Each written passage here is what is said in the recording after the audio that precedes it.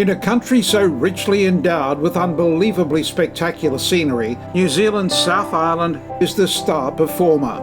This is where glaciers, formed 100 million years ago, continually moved, carving out an incredible legacy of landscapes and ecosystems.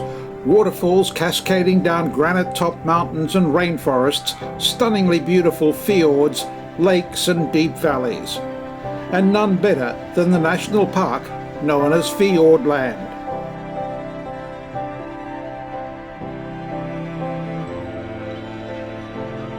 The northernmost of 14 fjords in Fiordland National Park is Milford Sound. It attracts up to 1 million visitors a year by car, bus, boat and plane. But chances are you're going to get wet. Very, very wet. It's officially the wettest inhabited place in New Zealand and one of the wettest on the planet. It rains here on an average of 182 days a year, 1 out of every 2 days, and when it rains, it buckets down. The annual rainfall is over 6.8 metres. Compare that with Australia's wettest town, Babinda, in tropical far north Queensland, which receives an average of just over 4 metres a year. It has only 2 permanent waterfalls, but when it rains there can be literally hundreds of spectacular falls. The tour guides will tell you that's the beauty of the place. They describe it as a Jurassic landscape. In fact, this is where the movie Jurassic Park: The Lost World was filmed, as well as segments of the Lord of the Rings trilogy, Alien, Mission Impossible, Willow and X-Men Origins. It's that kind of eerie feeling. The United Nations World Heritage listing describes it as world-class for the sheer excellence of their scenic beauty. But perhaps the best description of Milford Sound came from British writer Rudyard Kipling, who visited in the 1890s. He simply called it the 8th wonder of the world.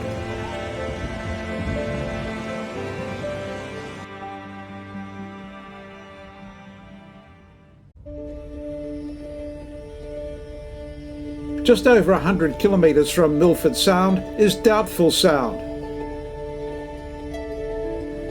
The Maori call it Patea, a place of silence. And that's the true beauty of the place. It's the silence, the serenity, the peacefulness.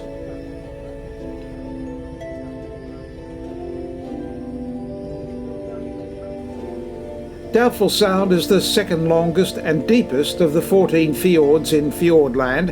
It's 2.5 times longer and 10 times larger than Milford Sound, but it's not as easily accessible. The only way to get here is by boat, 50 kilometres across Lake Manapuri, then a bus over Wilmot Pass, a 21-kilometre gravel road rising 671 metres above sea level, and finally down to Deep Cove in Doubtful Sound, Patea. The journey is almost as good as the destination. But it can be just as wet here in Doubtful Sound as it is in Milford Sound, around 6 metres of rainfall on an average of 200 days a year. The record was 67 days straight. But what is in no doubt about Doubtful Sound is its stunning beauty.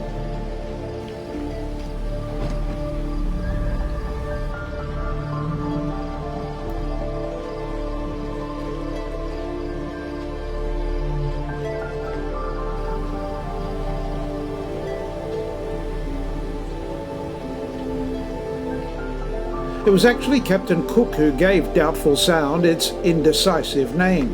As he approached the inlet during his explorations in 1770, he was doubtful that the Endeavour could get back out against the strong westerly winds, and so decided not to risk it and headed up the coast, leaving behind what he called Doubtful Harbour.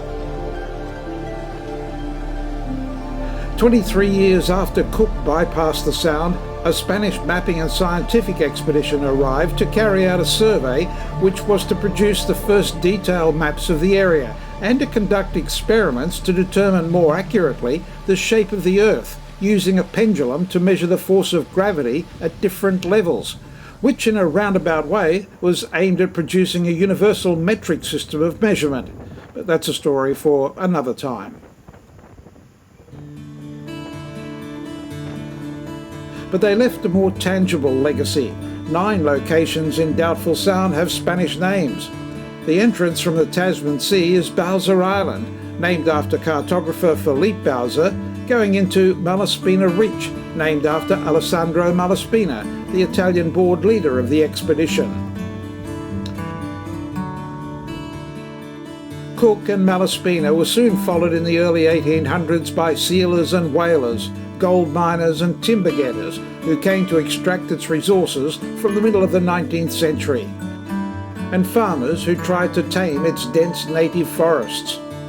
But none stayed long, leaving its incredible natural beauty largely untouched. According to our tour guide, there had been only one permanent resident in the Sound for many years, but, he told us, the population doubled recently when he married. These waters are an incredible ecosystem, one of 10 marine reserves in Fiordland. If you're lucky, you may see the rare Fiordland crested penguin, or the blue penguin, the world's smallest penguin, or bottlenose dolphins. On this day, we weren't so lucky, but the New Zealand fur seals were in abundance at the Tasman Sea entrance to the Sound. When the sealers were here in the early 1800s, they slaughtered hundreds of thousands of seals for their oil-rich blubber and skins for clothing, and like the early whaling industry, stopped only when it became unsustainable. A former New Zealand Governor-General, Charles Lyttelton, was so impressed with Doubtful Sound, Pattaya, he called it an awesome place with its granite precipices, its hanging valleys, its earthquake faults, and its thundering cascades. He wrote, "This is big country. One day peaceful, a study in green and blue, the next melancholy and misty, with low cloud veiling the tops."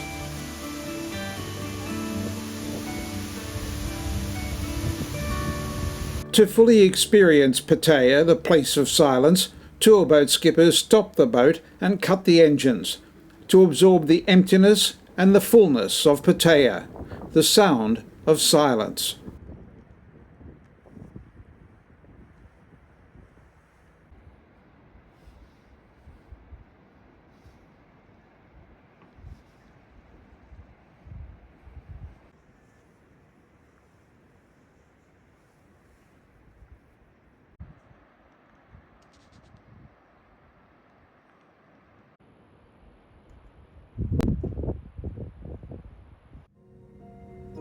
Milford Sound has epic, majestic, steep mountains and an abundance of waterfalls. Doubtful Sound, bigger and broader, is peaceful and serene. Both are pure magic.